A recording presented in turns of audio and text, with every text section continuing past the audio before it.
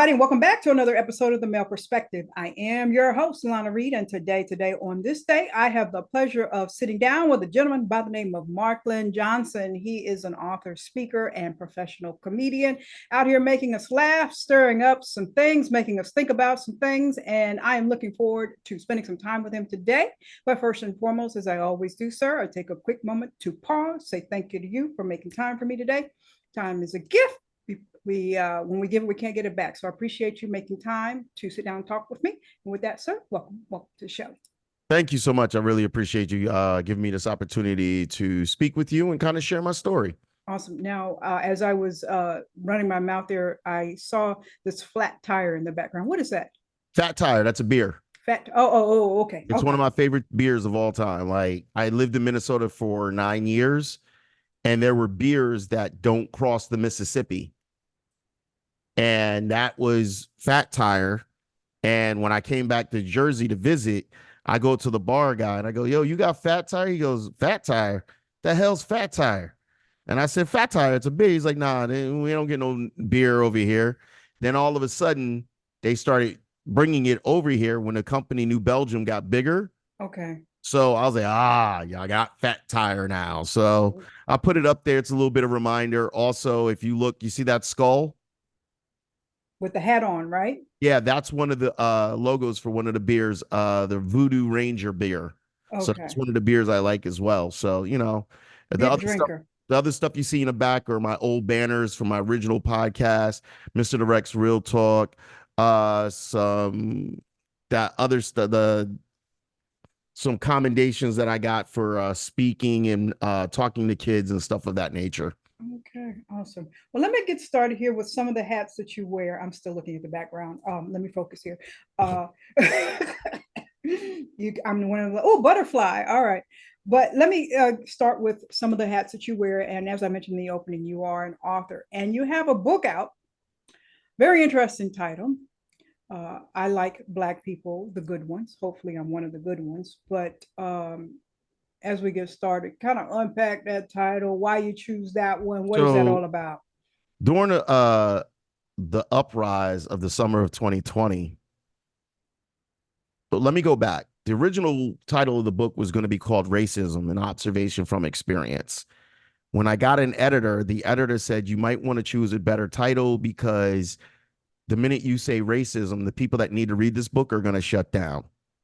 And I said, that's interesting. On the inside of the book, I put down different quotes that people have said about Black people that they think Black people should take as a compliment, not realizing it was actually an insult.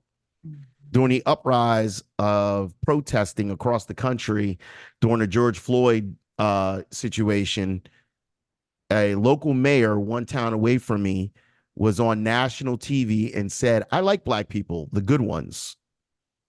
What was so weird about that was when I put it out there, so many white men and women in threads would be like, you know what's sad? I had an aunt or uncle or my father or my grandfather used to say that about Black people.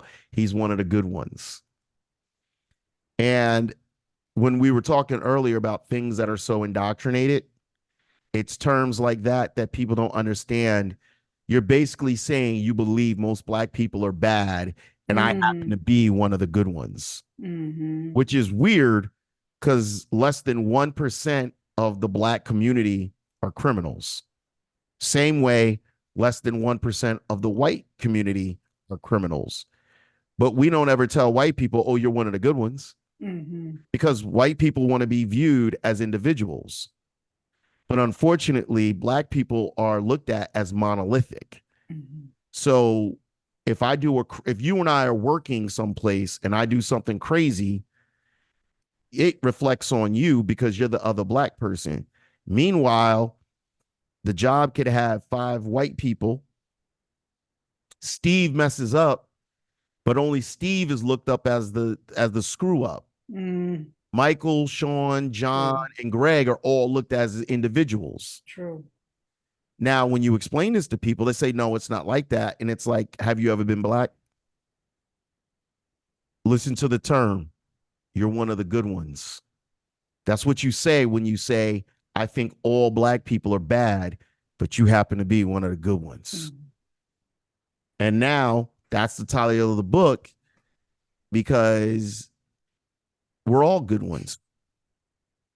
99% of us are good ones. The same way 99% of the white ones are good people. 30%, unfortunately, believe in racism openly. And I'll say that again. That might bother people that are listening to this.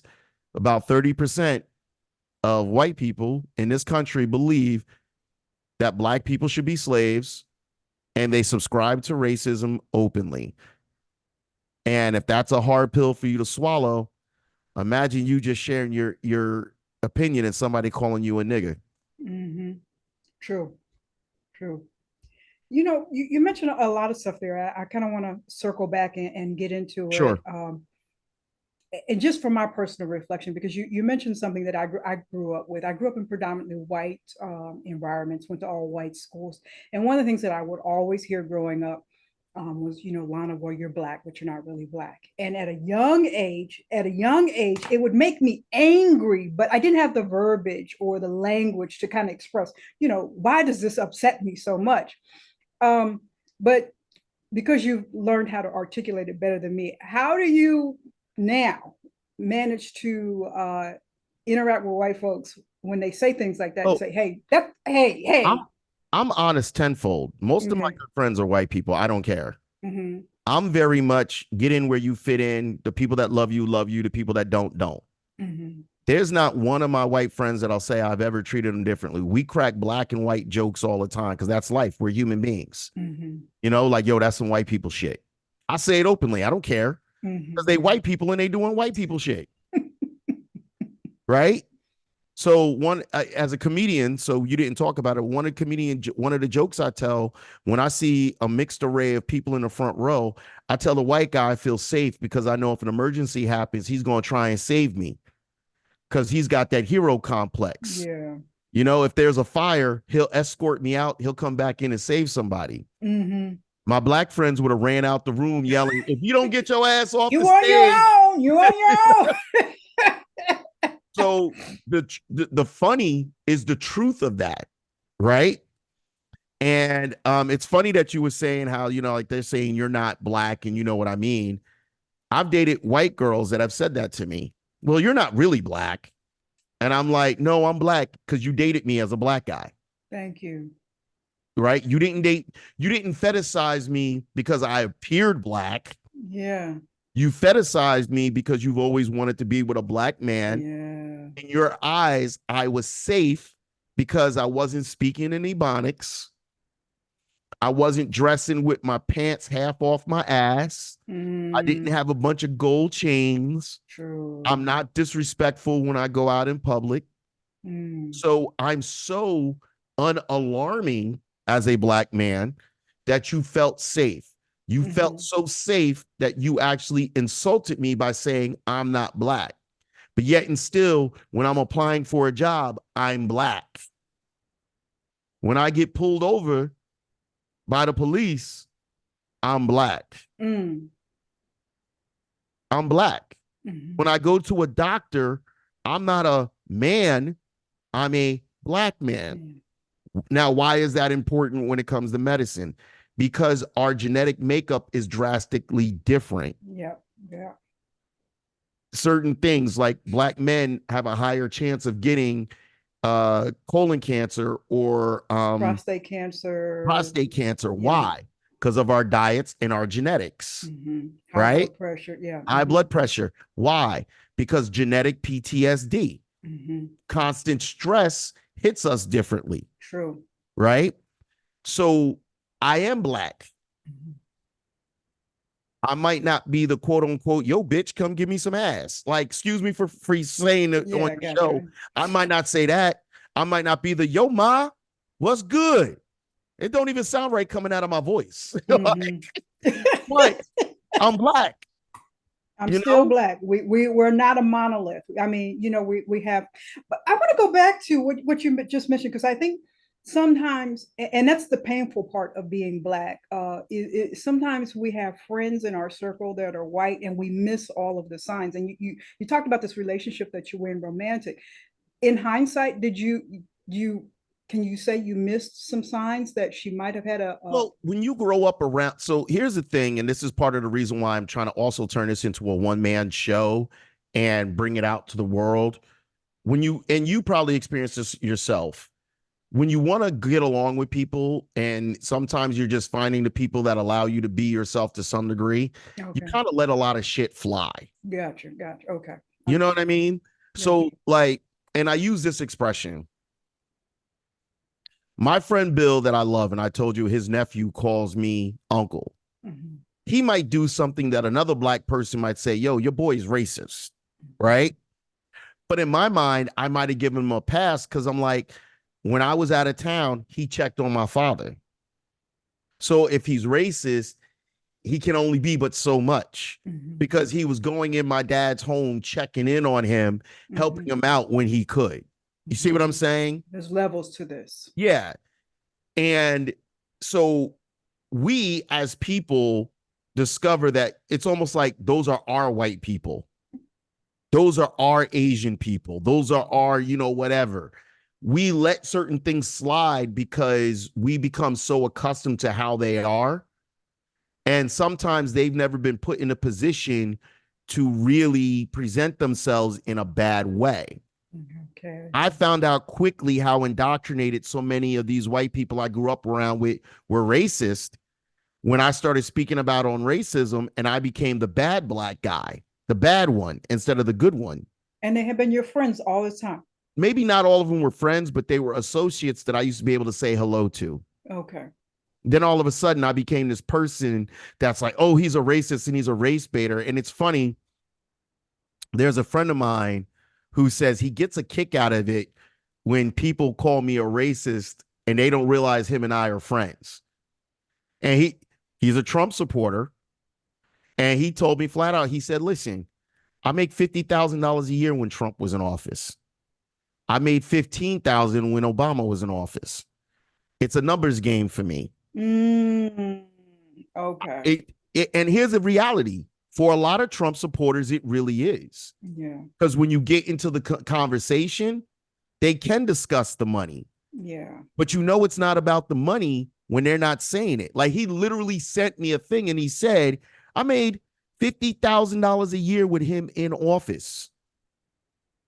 So that's $200,000 just from this man being in office. Okay. How can I hate him when he's got a wife, he's got kids, he's got grandkids, he's got a business, and in him it's dollars and cents. Yeah. I'm trying to feed my family at this point. Yeah, and he's explaining it in a way that, and he called him, he said, Trump's a despicable piece of shit. I wouldn't even offer him a meal. I wouldn't invite him to my house for a meal. But for him, it's not social. The economics it's of it. the economics. Yeah. But so many people love Trump because Trump speaks social issues, the social construct of white people being at the top and everyone else being at the bottom and getting what they can when the white people say, when we let you have it, you'll get it. Wait for us to get ours and then we'll let you have it. And I discovered so many of the people that I thought were good people, they were indoctrinated with hate. And it's a painful thing. It's a painful thing to realize. It is. And I cried over it at one point. It upset me. And I realized there were white girls that loved me, wanted to date me, would never talk to me anymore. I didn't cry over that, but I realized I was no longer the cute guy that was just, oh, he's just goofy. Now all of a sudden I became a threat. This is my black friend. I can't be racist. This is my black friend right here. Look at Marklyn. And I realized a lot of them do not realize that they've exposed themselves to being hateful. And I always tell people, I hate racists. I don't hate white people. That's right. And when you try to even it out and say black people are racist too, yeah, we could dislike you because you're white. But majority of black people were not raised to hate white people. And I think, not to cut you off, I think one part of the element of, trying to label black people as racist that they like to throw back on us, we don't have the mass power structure to kind of hinder, where you get a house, where you get a place of employment, what your income gets like. So that's a major component in being a racist, is the ability to hinder somebody else's lifestyle. 100%. And there's a lack of being able to talk about the levels of the racism. Mm-hmm. You know, there's a lack of, like, now when everyone screams wokeism, they don't even know what the word woke means. Yes. But you know why they scream it? Because the man at the top of the helm is telling them woke will make you go broke. Woke is bad. Being aware that people are being mistreated just for the color of their skin, just for their gender, just for their sexuality, that's bad. Because you're taking something from their pockets. Mm-hmm. And I ain't taking nothing from nobody's pockets. Really, I'm really not a threat. Really, I'm not. Really, I'm not. So That let part. me, because you are situated in a larger white population. One of the things that I have also experienced is here in 2024, and I can say back a few years, a lot of times you're hearing things like, come on, Lana, that was over 400 years ago. It's a long time ago. Let it go. I don't have slaves. Why am I still being accountable for that? Can y'all just let it go? Well, number one, do you tell people that the Holocaust to let it go? Never. You Never. never tell people from the Holocaust. When 9/11 happened, what did you say? Never forget. Mm-hmm. Any atrocity that happens to any white group in a mass amount, you tell them it's okay to remember. Mm-hmm. But the minute black people start speaking, it's, yo, you need to let it go, bro. That happened last year. Mm-hmm. Even the Asians, when they were in prison camps, they still get their just due. I mean, it's America was indoctrinated to hate black people. And that's the quiet part out loud. Mm-hmm. And when I say it, it's a threat to people because people want to say that's not true, but it is. I always put people to a challenge. Tell me one black person that speaks about pro-black stuff that you're okay with. Don't worry. What did Cat Williams say? Don't worry. I'll wait. I'll wait. I'll wait. And when you challenge them with that, they have nothing to say. And here's a great example. Candace Owens and Byron Douglas sat on TV and tried to say how much better black people were during Jim Crow.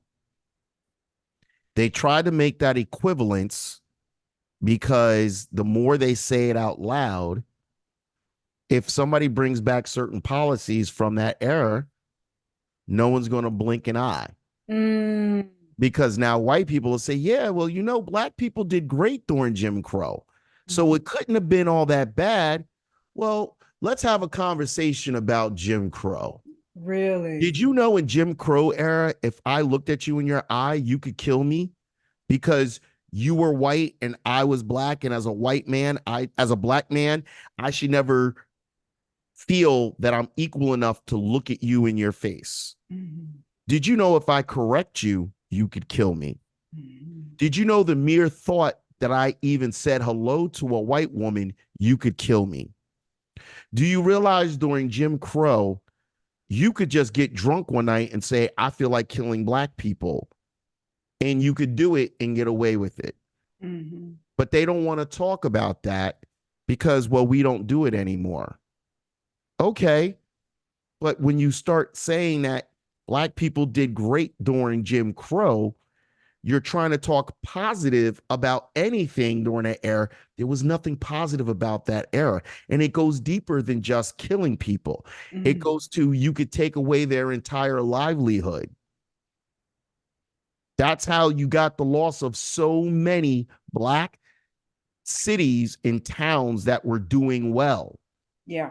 Because the white town that was doing shit, that was the whole issue with Black Wall Street. The they were storekeeper was jealous, mad. The storekeeper was mad that he was jealous doing and better envious. business. They're jealous and envious that these black guys that they don't like are doing better than them. Mm. So what's the first thing they do? You know what? Let's go and kill the entire town. The movie Rosewood was based off of that, you know?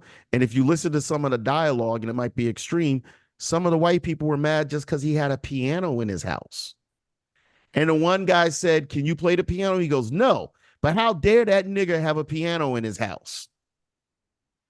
It's the audacity to want more, get To more, strive more, be and more. be more.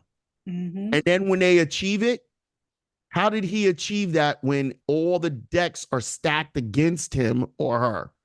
Yeah. And here I am as a white person struggling. I'm going to tell you this, and this was an eye popping. You know who Grant Cardone is? Yeah. Yeah. The Okay. He's motivational being real. he's being interviewed. And the one thing that I love about reels on Instagram, on Facebook, or on TikTok, every now and then something will come through and you can be like, wow, right? In a reel, and I don't think I saved it and I should, Grant Cardone said this: "I have no respect for poor white people because you're white, you have access to resources, you got access to lawyers, you got access to land, you got access to doctors, and you're poor. You've got everything working in your favor, and you're poor. I have no respect for poor white people because they don't want it, because it's all set up for them to win." Good point. Good point. I'm going to tell you guys this again. When the white people say the quiet part out loud and you deny it because you can't believe, because you've been told that a black man and you have the same starting point, and you don't. It's been proven that they discipline black people harder in schools than they do white people. Oh, yeah. That's been proven. Stats show they literally treat from kindergarten. Yeah. More They black treat, boys are disciplined and sent into, suspended from school and stuff like yes. that. So for years, ADHD has been an issue, right? ADHD. A lot of people now, adults in their 30s, 40s, and 50s are, "Hey, I just got diagnosed with ADHD. I just got diagnosed with ADHD." As my dad used to say, "You don't have ADHD. You just need a good dose of shut the fuck up. Go And outside somewhere. Yeah. like take your ass outside and work it out. Do some push-ups. Do something with your ass." Right? Now I say that for this reason. They've known this for years. They'll put a white kid in therapy. They'll put a white kid on medication. They will work with a white kid faster to get his shit in shape to move on to the next level. The white kid and the black kid could both be problems in a classroom, but they don't want to get to the root of it with the black kid. They say, "Oh, he's a black kid. He's going to be a troublemaker. Let's just get rid of him." Don't set him up to go to prison anyways. So it's called the pipeline to prison. It's called the schoolhouse to prison pipeline, or whatever they call it. I apologize for that. The point is, or they just call it pipeline to prison. I think that's really what it is. It's called the pipeline to prison. The point being is, when you can't look at a kid as being a kid versus you're like, he's a black kid, so he has a certain mentality.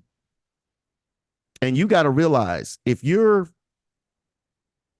35 and older, there's a good chance 50% of your teachers as a black person, unless you went to a black school, if you lived in a white neighborhood, 50% of your teachers were racist pieces of shit.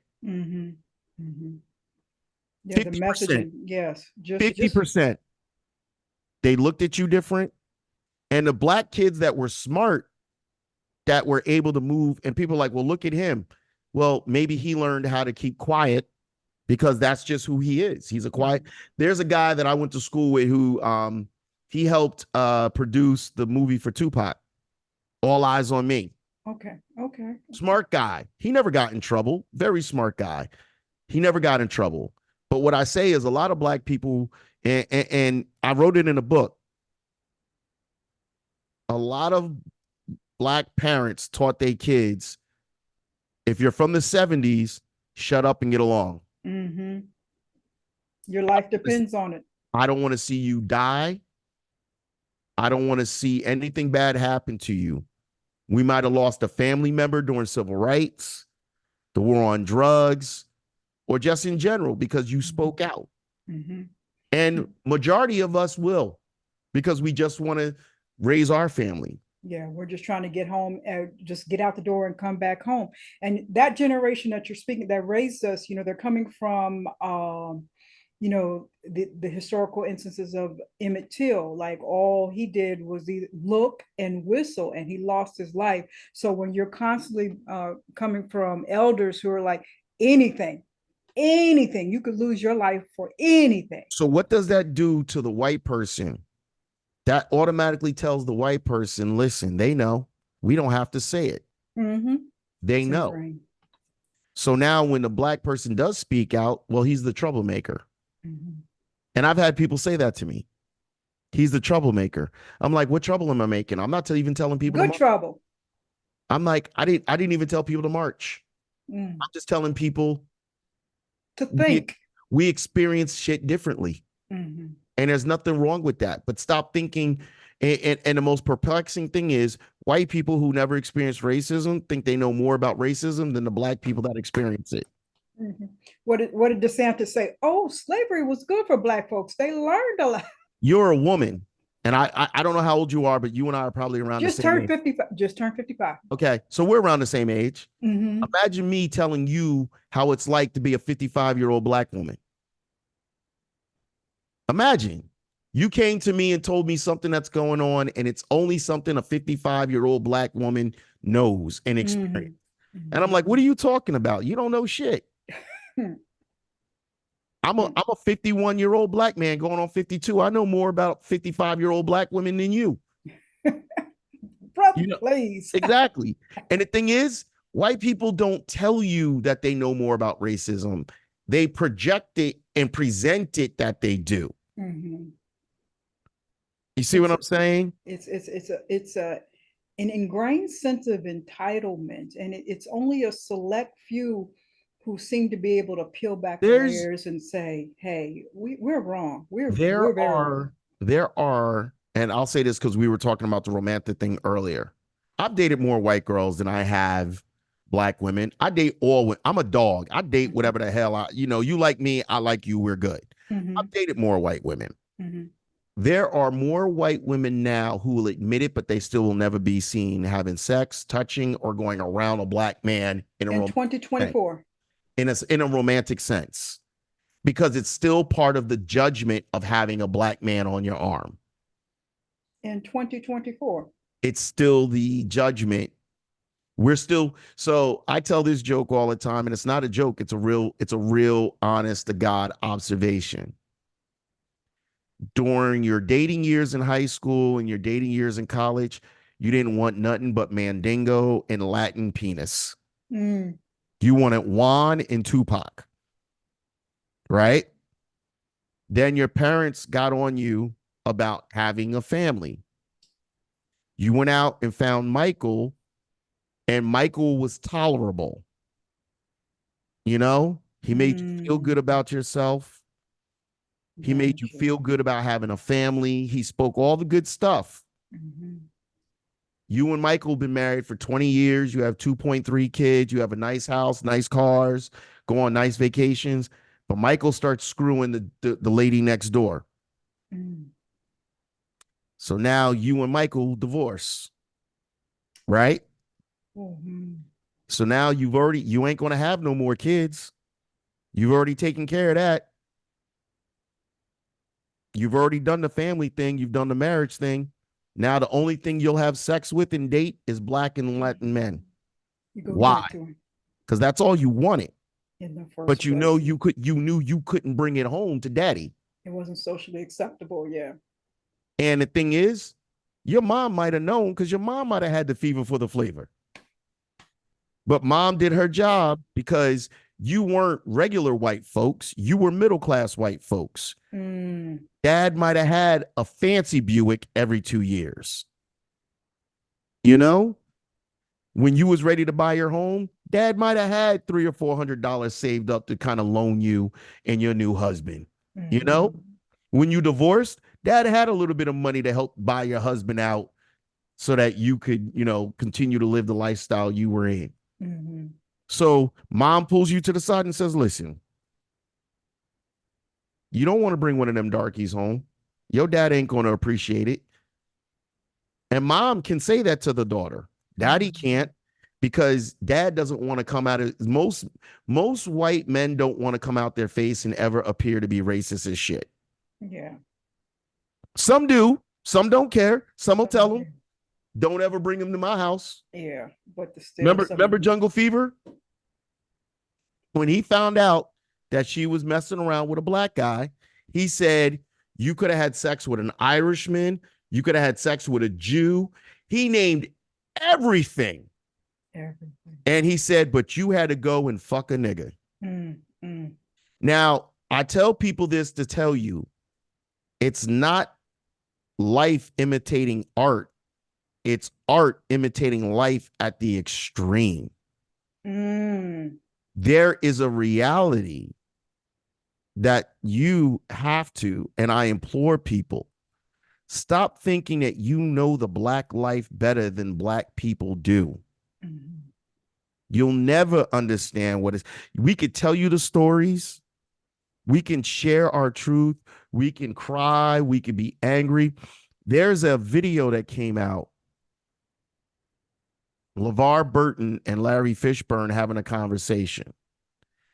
And LeVar Burton talks about how, I was Kunta Kinte. Then I was the Rainbow Room. And he had sponsors. He had people putting money underneath him because LeVar Burton was safe. Yeah. Safe. And he says, I read the children's book, Go to Fuck to Sleep. And he lost one of his sponsors. He read a children's book, Go to Fuck to Sleep. A children's book. He didn't write it. He read it. Yeah. Right? And he goes, but I didn't say anything. I pressed on. I smile. It's the smile that they know. It's the smile that we give them every day. I'm the good Negro. You ain't got to be scared of me. You ain't got to worry. You ain't got to worry about me, Rep Massa. Massa, you ain't got to worry about me. You good, Massa. We good, Massa. I like my Massa. He's good. Right? He let me sleep on his plantation and everything. Because I can't allow them to see the anger and the rage that I experience every day. It's dangerous to let them, yeah. I can't let them see me. And I want you, when you get a chance off of this, go Google it. You can find it somewhere. Okay. But he says how he didn't want people to experience the rage. I get enraged when I see racist shit happening and people acting like it's no big deal. I was hanging. I'm better friends with women than I am with men, just naturally, because I was very close to my mom. I was hanging with a group of girls, and this white woman, I'm the type of person, if I don't want to do something, I don't do it. I'm watching these white girls just dance, and I'm laughing because they just having a fun old time. They being silly. They like, yeah, I got this. I'm like, yo, this is a goofy bunch of motherfuckers. And it's not mean, it's just me. She goes, oh, you just don't want to dance with white girls. I'm like, huh? And so I had to sit down with her and I talked to her and I said, I think you kind of got me misunderstood. And I just said to her, I said, listen, one, I act like an asshole on purpose because it keeps people away from me. And I said, I love everyone, but it's better for me to be an asshole because emotionally, if I let the wrong people in, I will take that personal. So it's better to keep you at bay. And then the right people will get in. Have I gotten burned that way? Sure, because sometimes you let the wrong person in. But when you're trying to be, as a black man, when you're trying to be nice and letting everyone in, somebody going to cut you, and they're going to cut you deep. So you got to be wary of that. But I said to her, and I go, but I don't want you thinking that I hate white people. I don't.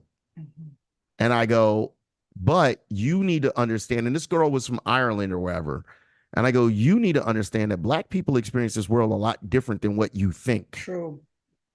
And I didn't say it to her to be mean. I said, I'm not saying it to you to be mean, but you need to start understanding you are not an American citizen. You weren't raised here as an American citizen. And I said, you need to start understanding Black people experience this world Much different. dramatically different than what you think. Just yeah, dramatically. Just even that public exchange between a Black man and a group of white women in public, depending on who's perceiving it, what they're looking at, it could go left, right, at And any. what pisses the people off around my town, especially white men, is I don't give a fuck. Mm. If it's me and 8 white women, and I'm not hugging on any of them, I'm not kissing on any of them. I'm a flirt because I'm used to being around women. I get more shit when I flirt. I'm gonna be honest with you. Like, listen, if a man is not gay and he's hanging around a group of women, 2 or 3 of those women are buying him a drink. One of them's buying his meal. He's hanging out. He's having a fun time, and he's not using them for anything. He's just one of the group. That's it. And he's flirting. And if a guy steps wrong, the girls would be like, yo, he acting foul. Go get him. And what does he do? He go gets him. Right?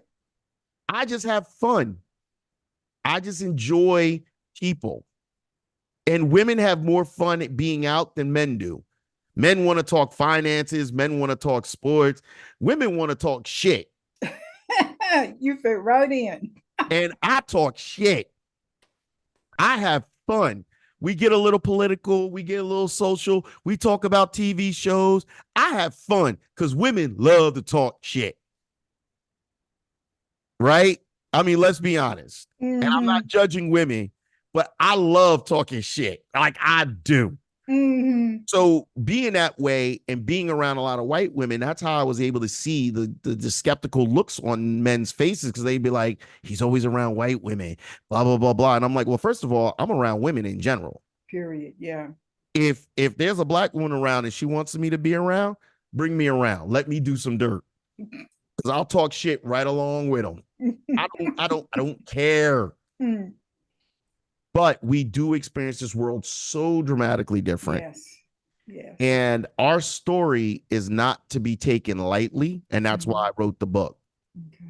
Our story is to be shared, understood, and we need to start having the harder questions and conversations. And until people can confront their ignorance, it's going to keep being the same way. And I'm the guy that can do it because I have no fear. No, sirs. Okay. Well, let me ask you this, because forecasting, forward thinking, the reality is Black folks emotionally, mentally, we're drained. Like we're constantly going through the same stuff over and over again. 2 steps forward, 10 steps back. You throw, oh, racism is dead. Look, Barack Obama was president. We can't have racism in America anymore. But we're tired. Is this going to end? Is this just the plight of America? Racism is never going to end because America is a racist nation, period. Everything that America was built off of racism. And when people get upset with that, it's because, and I've discovered this recently, and it's been more so, people hate the truth. Why do they love Donald Trump? Because Donald Trump reinforces the lie that they've been told their entire lives. And he tells them it's not a myth. You're not imagining it. It's the truth. And those people are the bad people, because those people don't respect you. Those people don't respect America. And by saying accepting America, what they're telling us, and this is, listen, I just want to say this before I finish so people understand. I'm not a scholar. I'm not some guy that's been studying racism for like 35, 40 years and saying this to you. So I want you to think about the title that I said. I like Black people, the good ones, an observation from experience. If a Black man can sound like a scholar from merely telling you his experience, that means his level of experience is not just, hey, one day I woke up and decided today I'm Black. And I want you guys to understand,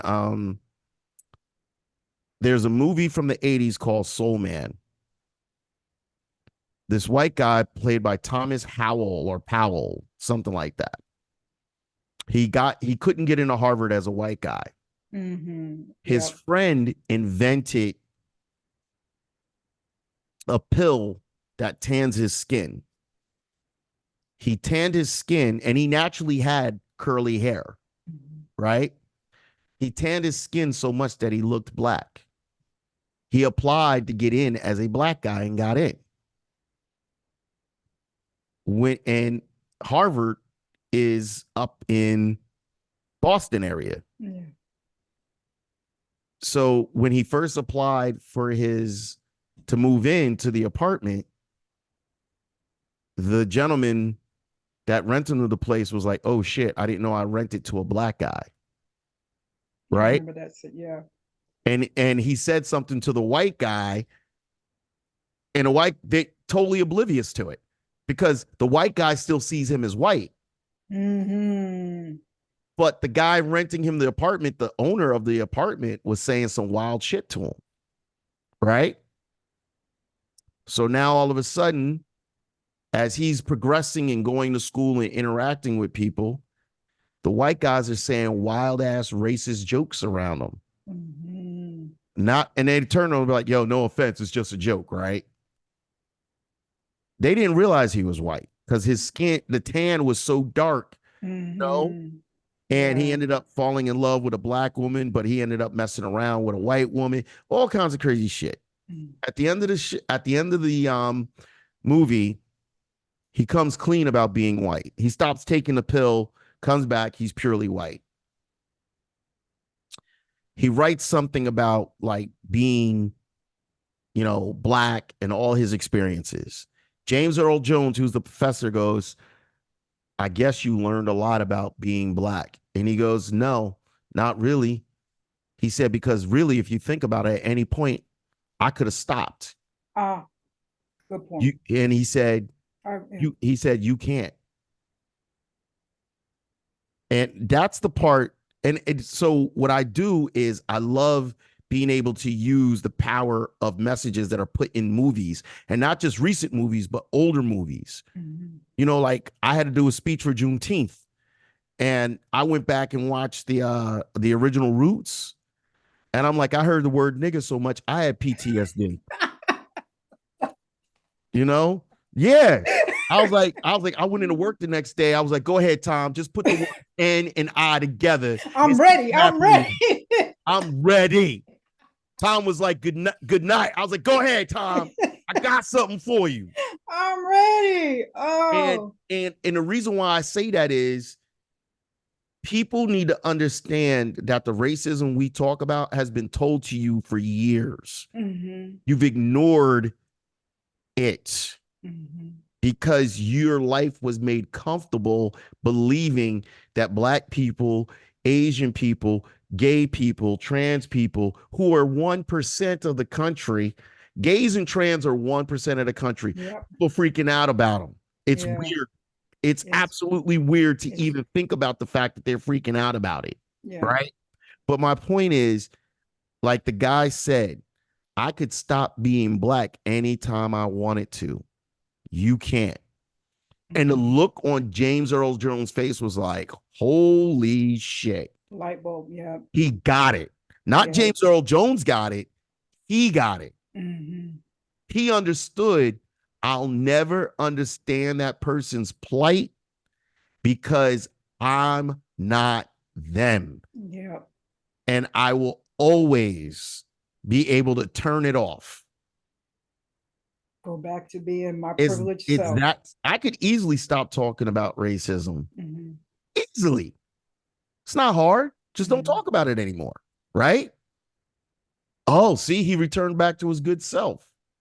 He makes us comfortable. And it just seems like, as I mentioned earlier, I'm 55, and I grew up, especially with the media messaging, in a time where it seemed like as a country we wanted to tackle racism issues. You had the Archie bunkers, you had the George Jeffersons. I remember a movie with Steve Martin where he was A adopted jerk. by a black. Yeah, I was born a poor black child. It seemed like we were more willing to at least vocally address racism, but now it's like everybody wants to be comfortable. Like, oh no, I don't want to be.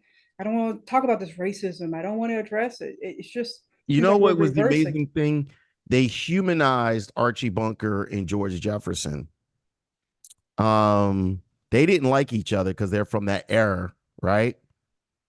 But it was like, you're my black guy and you're my white guy. Mm-hmm. They took up each other's back. They would talk shit to each other based off of, I don't like white people, I don't like black people, but they had each other's I back. still have you. Yeah. I'm not gonna let nobody fuck with you. True. True. And I think a lot of people missed that message. Mm-hmm. At the end of the day, Archie humanized George Jefferson. Mm-hmm. And you could, I don't know if you remember this. Remember when George Jefferson purchased his apartment on Oh, Park Ave? yeah. And they were, yeah. And Archie helped him move. Yeah. And Archie was like, oh, look at this Jefferson. Right? Yeah. And he was like, good for you, Jefferson. Yeah. That inspired Archie to open up his bar. Right? Yeah. Because after All in the Family, we started watching Archie Bunker's Place. Yeah. Okay. And that Okay. was Yeah. on for 2 or 3 seasons. And it was about Archie owning a bar. Yeah. Right? But before then, it was George Jefferson owned some cleaners. So he's the uppity black guy that got a little bit of money. Right? Mm-hmm. And then all of a sudden, he's living on Park Avenue and he's living, Jefferson. And I used to love the fact that he never called him George. He called him Jefferson. Jefferson. Not degrading or anything like that. Yeah. It was always Jefferson. Okay, look at Jefferson over there. Yeah, and it just seemed like we wanted to tackle issues head on back then, but now everybody tiptoeing around stuff. And he called him Bunker. It was a way of being respectful without being respectful. Even in Because our he didn't differences. call him Mr. Bunker and he didn't call him Mr. Jefferson. He called it like it was they called each other it like it was their first name. Now the evolution, if you watch the Jeffersons, he called him Willis at first and eventually started calling him Tom Willis. And then eventually he was calling him Honky. Yeah, if he was calling him Honky because he was mad, but then he would call him Tom. Mm-hmm. And every now and then he would call him Tom, but mostly he called him Willis. Willis, yeah. Willis. You know what I mean? Because it was Tom Willis. Mm-hmm. You know what I mean? It's watching shows like that. It showed you the idiocy of racism and bigotry, but it also showed you how through it all, they humanized each other. Mm-hmm. They had moments where it was, yeah, I know we don't really get along, but you're still a human being and you're in my circle of human beings. So I respect you and love you as a human being. Mm-hmm. And that's what's lost in our society today. Respecting someone as a human being. As a human being. Expect them. And the thing is, when you can start saying you hate someone for a viewpoint that they have, like I don't hate, when I say I hate racists, I hate racists because racists just want to see me dead because I'm black. That's right. Don't know anything about my background, my perspectives. I could think just like you, but you're just because of the color of my skin. 100%. It's until we get to a point where we stop dehumanizing each other and we start saying, listen, which is my goal. I want to put the cards on the table. Yes, I'm prejudiced. Yes, I'm a little bit biased. Mm. Yes, I'm a little bit of a bigot. And here's why. Mm-hmm. My grandmother was raped by a gang of black guys. And ever since then, we've been taught to just hate black people. Mm-hmm. Okay. Now that you put your cards on the table, let's talk about it. Mm-hmm. So if I've been raped by white men my whole entire life, why are you pissed off that I hate white men? Well, white men didn't rape you. Time out. You don't allow me to get good loans. You don't allow me to move where I want to move. You want to keep the jobs that are good jobs for yourself. You want to, in a basically on a subconscious level, control where I move and maneuver based on your acceptance or denial. Right? Let's not even talk about the ingrained PTS anxiety that we experience just to hear the red lights come on of a police car behind us. I mean, and people don't get it. That's sheer panic, just sheer panic. I remember I wrote something about it one time. I was driving down, and I'm only 2 miles from the local watering hole. And that guy goes, I don't get it. And I go, and you never will. And I blocked him. You don't want to get it. Instead, you want to pick arguments because you think your viewpoint matters more. Is the only one. Just like when we had the Black Lives Matter, they were like, wait, Candace Owens, she had the white lives matter. Like, you're missing the whole issue here. She's not missing it. She's a grifter. She knows. Listen, let me tell you something right now. A friend of mine told me, he goes, if you came out pro-Trump, how much money you would make. And I get it. But my moral compass tells me Trump's a piece of shit. I keep swearing. I'm so sorry. That's all right. This is why it's a podcast on the internet. We don't have FCC rules, so don't worry about it. Yeah, I mean, you look at the historical behavior of that man, going back to Central Park 5. I mean, he's always put his belief system on the table when it pertains to us as Black folks. So 100%. And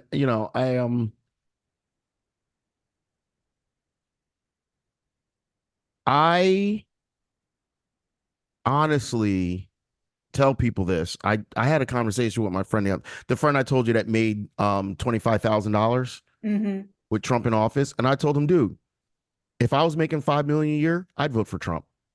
I could ignore every racist thing he says and be like, you know what? My pockets are better. My pockets are better. Yeah. And sometimes I get worried about saying that out loud, because then it's like, so you're not really dedicated to your social issues. And I go, technically speaking, my social issues are dictated by the fact that I'm a broke motherfucker. I need a roof over my head. I need to be able to go to the grocery store. I need to pay my light bill. Yeah. Who's going to provide me those options? But if the money is flowing, it's easy to play the game like everybody else is and saying, you know what? Joe Biden sucks and so does Trump. So you know what? At least with Trump, I know I'm going to make another $100,000 in my pocket while he's in office. So just vote for him and get that extra $100,000. Yeah, at least I can feed my family, take care of myself. And I've had some uncles, some family members, older elders tell me that sometimes they have been economically more stable when the other was in office. So yeah. It's a common philosophy. You can make money when any of them are in office. It's about what type of money are you looking for. Donald Trump and Republicans want to deregulate everything and let companies do whatever they want and then give them huge tax breaks, which means you don't care if you got shit in your water because they'll blame the Democrats for that. Right? Look what happened in Flint. A Republican councilman created that shit with putting lead pipes and all this kind of stuff. They still found a way to blame the the Democrats. Now, here's the ironic part. Obama gets them to pass the legislation in December before he leaves office for $100 million to change the pipes around, right? Trump signs it and pushes it along and takes credit for it. That is why I don't like Trump, because Trump took credit for the work that Obama did. And he's a racist. So, and that speaks to what has historically happened to us. So many things have been invented, come to life that are from us, but they take credit for it. So that's just the ingrained behavior once again. Yep. Oops. Well, sir, let me wrap this up. Well, let me ask you my random question and get you on your way, because you've got a busy day today. So let me ask this random question here. What we got here? If you had to give up your phone for a week, which app would you miss the most? Which app would you miss the most? If I had to go with my phone, what actually Facebook, because you actually get some weird conversations on Facebook. Uh, If you're really if you really want to understand how people think, go to people's pages and interact with them and watch how they respond. It's a beautiful experiment. okay, Facebook. I have been pulling back off of social media. When I was younger, it was just kind of like a thing, but now I'm kind of like, I don't know if I like it that much. But anyways, I can understand that. yeah. So tell us how we connect with you, websites, pick up the book if we want to see you on stage. I got 3 books out on Amazon. The first one I wrote was called Lessons from a Shit Talker, right? Next one I got is Facebook Conversations, the good, the funny, the ugly, all on Amazon. Third one is the one that you saw before. I like black people, the good ones. Okay. So go out on Amazon, check them out. You can also check me out on, I have a Facebook page called Marklyn Speaks. Check it out. You're going to have fun. So you're on stage. You perform regular at a club Yes. out that way. Yes. Where can we catch you? Oh, I'm at Broadway Comedy Club every week. Okay. All right. Every week. All righty. Well, sir, thank you for making us laugh. Thank you for making us think, making white folks think, Karens think, making us all think. Ah! Keep on doing what you do, as John Lewis said. Keep on that good trouble, good trouble, good trouble. I thank you for your time, and folks out there, this is the one you protect. Okay, so you got the ones we got to look out for. So y'all keep us back. All right. Thank you so much. You have yourself a beautiful day. I appreciate this opportunity. Awesome. That is all for this week's episode of The Male Perspective. I'm your host, Lana Reid, and I will see everybody next time.